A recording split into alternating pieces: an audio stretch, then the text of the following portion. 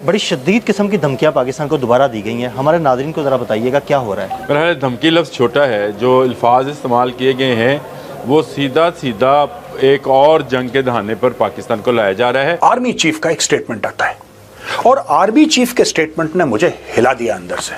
आज़ाद कश्मीर की आवाम ने अपनी भरपूर अवामी ताकत, पुरअमन अवामी ताकत के साथ फील्ड मार्शल और उनके साथियों को शिकस्त फाश दी है। कल तक इन्हें एजेंट कह रहे थे नून लीग के लोग, हिंदुस्तानी गद्दार कह रहे थे। सिर्फ यही नहीं, वहां पर तो लाशें भी गिरी, 12 लोगों की शहादतें हुई, लेकिन उसके बावजूद कश्मीरियों ने अपना नाम और अपना मकाम जिंदा रखा। वहां के अशराफिया के दांत तोड़ कर रख दिए, पसलियां तोड़ दिए, कमर से अशराफिया को फारिग करके रख दिया गया है। मोहसिन नकवी एक तरफ से छोड़े गए अपनी पुलिस के साथ, जिनकी पतलूनें उन्होंने उतरवा कर वहां पर लटकाई, और दूसरी तरफ उनको गिरफ्तार भी किया गया। सिर्फ पुलिस ही नहीं, एफसी के जवानों के साथ भी वहां पर यही किया गया। Dwivedi chief of army staff का यह बयान था। दो बातें उन्होंने बोली। पहला, उन्होंने बोला कि अगर पाकिस्तान अपनी हरकतों से बाज नहीं आता है तो हम पाकिस्तान का भूगोल और पाकिस्तान का इतिहास बदल देंगे। राजनाथ ने कहा कि यहाँ से कराची तक एक रोड बन सकती है, यानी उन्होंने सीधा सीधा ऐलान किया कि वो यहाँ से एक रोड बनाएंगे। और दोस्तों, ये होने वाला है। मुझे ऐसा लगता है कि होने वाला है, और वो दिन आ गया है when Pakistan will be struck again. अभी इन्हीं कश्मीरियों को रॉ का एजेंट कहा गया, इन्हीं कश्मीरियों को बैरूनी अनासर कहा गया। अब झूठ बोलते रहे कि इनके अंदर रॉ के एजेंट शामिल हैं या रॉ इन्हें फंड कर रहा है। गुजरात से है ना मोदी, याद रखें इस दफ़ा हमारा टारगेट जो है गुजरात है। वहां पे लोगों से मिले और वहां पे उन्होंने एक बात बोली कि अगर पाकिस्तान ने सर क्रीक की तरफ कुछ भी बिल्डअप करा तो हमारा रिस्पांस डिसाइसिव होगा। उन्होंने बोला कि कराची का रास्ता सर क्रीक के बीचों बीच जाता है। अगर आप नक्शा देखेंगे, आप देखेंगे कि सर क्रीक है और बिल्कुल सामने उसके कराची है। दोस्तों, अगर पाकिस्तान के जनरल्स कोई स्टेटमेंट देते हैं तो समझ में आता है। हमारे जनरल्स सिर्फ प्रोफेशनली बात करते हैं, और अगर प्रोफेशनली बात करते करते इतनी बड़ी बात बोल दी एयर चीफ मार्शल ने या फिर चीफ ऑफ आर्मी स्टाफ ने, chief of air staff said something, chief of army staff said something, then there is something very seriously wrong. Seriously wrong किसके लिए?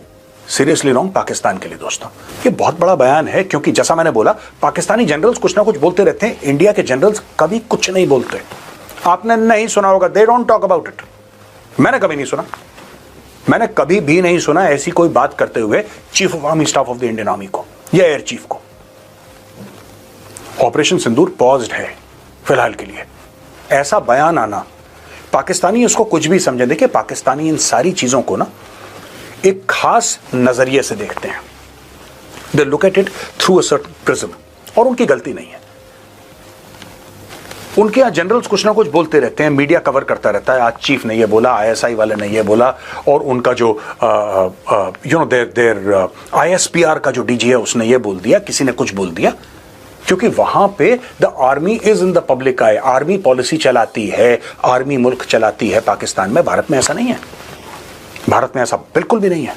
आर्मी अपना काम करती है यहाँ पे, प्रोफेशनल काम। और अगर chief of the army staff ने ऐसा बयान दिया है, राइट, तो ये पाकिस्तान के लिए खतरे की घंटी है। General Dwivedi chief of army staff ने यह बोला कि ऑपरेशन सिंदूर 1.0 में हमने काफी रिस्ट्रेंट दिखाया, हमने अपने आप को रोका, लेकिन जब ऑपरेशन सिंदूर 2.0 होगा तो we will not exercise restraint, we will go all out. अब आप ये समझ लीजिए कि पहले रक्षा मंत्री कुछ बोलते हैं, फिर बयान आता है एयर चीफ का, फिर आता है आर्मी चीफ का।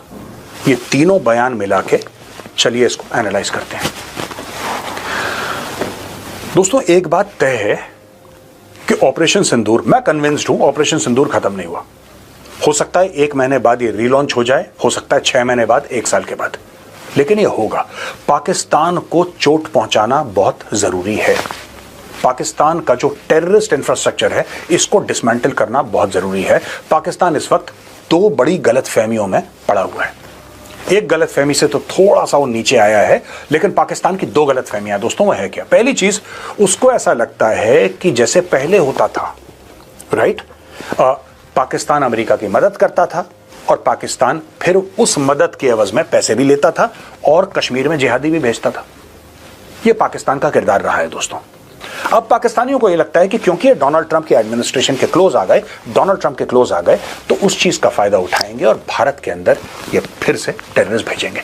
एक तो ये चीज इनको लगती है, और दूसरी चीज, जब से इनका सऊदी अरेबिया के साथ डिफेंस पैक्ट साइन हुआ है, या जब से डोनाल्ड ट्रंप ने इनको टेबल पर बैठाया है बाकी मुस्लिम देशों के साथ, they have started wrongly believing that they matter. दोस्तों, एंड में कौन मैटर करता है? एंड में वो मैटर करता है जिसके पास रसूख हो, जिसके पास पैसे हो। पाकिस्तान के पास दोनों नहीं है। पाकिस्तान के पास सिर्फ एक गीदड़ भपकी है कि उसके पास न्यूक्लियर वेपन्स है। उसकी लिमिटेड, देखिए न्यूक्लियर वेपन्स का एक लिमिटेड रोल होता है। They are a deterrent, they are not to be used, right. वो डेटरेंट को भारत ने ऑपरेशन सिंदूर में फुस कर दिया, क्योंकि पाकिस्तान ये कहता था अगर तुमने बॉर्डर पार करा तो हम ऐसा कर देंगे जी, वैसा कर देंगे। वो तो खत्म हो गया मामला। पंजाब में जाके आपने हिट कर दिया, वो भी खत्म हो गया। इंटरनेशनल बॉर्डर आपने क्रॉस कर दिया, वो भी खत्म हो गया। और ये सारी की सारी चीजें पहली बार 1971 की लड़ाई के बाद हुई हैं। अब देखिए, सबसे बड़ी बात यह है कि अगर भारत हिट करता है पाकिस्तान को, और अचानक हिट करता है पाकिस्तान को, जो कि भारत को करना चाहिए, तो इसके क्या रिपरकशंस होंगे? दोस्तों, मेरा यह मानना है कि इसके कोई भी रिपरकशंस नहीं होंगे। There will be no repercussions। जब भारत ने ऑपरेशन सिंदूर लॉन्च करा, अमेरिका चुप था। जब भारत ने ऑपरेशन सिंदूर लॉन्च करा, चाइना चुप था। डोनाल्ड ट्रंप को यह दिक्कत नहीं है कि भारत जाके पाकिस्तान को तोड़ दे, उसके 4 टुकड़े कर दे। यह डोनाल्ड ट्रंप की दिक्कत नहीं है, उसको कोई प्रॉब्लम नहीं है। ठोको, रोज ठोको, डेली ठोको। लेकिन जब लड़ाई रुके, जब भी सीज फायर हो, तो उसका क्रेडिट डोनाल्ड ट्रंप को मिलना चाहिए। That's it. उसको कोई दिक्कत नहीं है। देखिए, लोग सोचते हैं वो शांति का मसीहा है। वो शांति का मसीहा नहीं है, ना वो बनना चाहता है। वो सीज फायर का मसीहा बनना चाहता है। यानी कि अगर कल भारत ये कहता है कि जैश ए मोहम्मद के ट्रेनिंग कैंप दोबारा एक्टिव हो रहे हैं, लश्कर ए तैयबा के ट्रेनिंग कैंप दोबारा एक्टिव हो रहे हैं, और भारत ये चाहता है कि उसको टारगेट करे, तो अगर भारत टारगेट करता है, ट्रंप उठा के बोलेगा मोदी जी आप लड़ाई बंद कर दीजिए, आप लड़ाई बंद करिए, ये आपने गलत करा, आप लड़ाई बंद करिए। मोदी जी बोलेंगे ठीक है ट्रंप साहब, आपने मुझे बोला लड़ाई बंद करो, मैं लड़ाई बंद कर देता हूं। और मोदी जी एक प्रेस कॉन्फ्रेंस कर देंगे कि डोनाल्ड ट्रंप है, इसकी वजह से मैंने लड़ाई। डोनाल्ड ट्रंप को यही चाहिए। उसको कोई फर्क नहीं पड़ता पाकिस्तान के ऊपर कितने बम गिर रहे हैं, उसको क्रेडिट मिलना चाहिए। और यह चीज अगर भारत सरकार ने पकड़ ली कि पाकिस्तान को ठोकते रहो और उसको क्रेडिट देते रहो, फिर ठोको, फिर क्रेडिट दो, फिर मिसाइल मारो, बोलो तू शांति का मसीहा है, फिर 15-20 मिसाइल मारो, बोलो इसको नोबेल पीस प्राइज मिलना चाहिए। That's all he wants. ये मैटर आप सेट कर लीजिए और आप पाकिस्तान को फिर सेट कर दीजिए।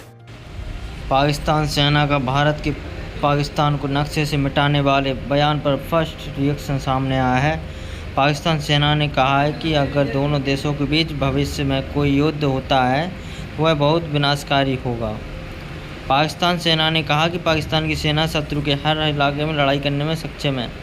पाकिस्तान सेना ने अपने बयान में कहा कि भारतीय सुरक्षा मंत्री और सेना और वायुसेना प्रमुखों के तेज और भड़काऊ बयानों को देखते हुए वे चेतावनी दे रहे हैं कि भविष्य में किसी भी तरह का संघर्ष बहुत विनाशकारी हो सकता है।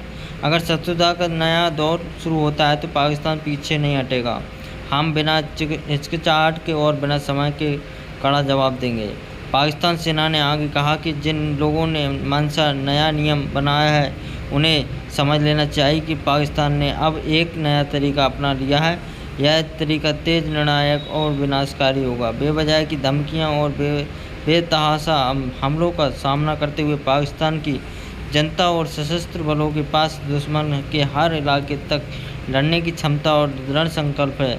इस बार हम भौगोलिक सीमाओं के पीछे छिपने की धारणा को तोड़ देंगे और भारतीय क्षेत्र के सबसे दूरदराज इलाकों तक पहुंच जाएंगे। जहां तक पाकिस्तान को नक्शे से मिटाने की बात है, और भारत को जानना चाहिए कि अगर ऐसी कोई स्थिति आई तो इसका असर दोनों तरफ होगा। भारत के जनरल उपेंद्र त्रिवेदी ने शुक्रवार को कहा कि पाकिस्तान को आतंकवाद को समर्थन देना बंद करना चाहिए। अगर वह विश्व मानचित्र पर अपनी वजह बनाए रखना चाहते हैं। इसके एक दिन पहले रक्षा मंत्री राजनाथ सिंह ने कहा कि भारत ज़रूरत पड़ने पर किसी भी सीमा पर पार कर सकता है ताकि उनकी सुरक्षा सुनिश्चित की जा सके। जनरल त्रिवेदी ने कहा कि मैं ऑपरेशन सिंदूर के दौरान दिल्ली द्वारा दिखाया गया संयम भविष्य में किसी भी युद्ध में नहीं दोहराया जाएगा। उन्होंने भारतीय सैनिकों में सतर्क रहने का, युद्ध के लिए तैयार होने का अनुरोध किया है। पाकिस्तान सेना की चेतावनी की प्रक्रिया चालू कर दी गई है। रूस ने पाकिस्तान को JF-17 थंडर फाइटर जेट के लिए RD-93MA इंजन देने का फैसला किया है। रूस के फैसले के ध्यान खींचा क्योंकि यह भारत की आपत्ति के बावजूद लिया गया है। रूस और भारत दशकों से दृढ़ रक्षा सहयोगी रहा है। दोनों देशों की सैन्य हार्डवेयर, परमाणु ऊर्जा को अंतरिक्ष क्षेत्र में साझेदारी है। यह सहयोग S-400 एयर डिफेंस में INA विक्रमादित्य विमान सहायक पोत तक है। इसके बावजूद रूस ने भारत के विरोधी पाकिस्तान का इंजन आपूर्ति रोकने की अपील को नज़रअंदाज किया है। इस कदम में रूस भारत की कूटनीतिक दरार में सुगबहाट को जन्म दिया है। शीत युद्ध काल में चल रही आज भारत रक्षा मंत्री साझेदारी की परीक्षा में JF-17 का मामला लेता है। पाकिस्तान और चीन 4.5 स्पीड का बहुउद्देशीय JF-17 पाक एयरफोर्स का सबसे शक्तिशाली विमान है, जिसकी 150 से ज़्यादा यूनिट सेवा है। इसमें ब्लॉक 3 संस्करण में USA रडार, PR-15 मिसाइल और हेलमेट माउंटेन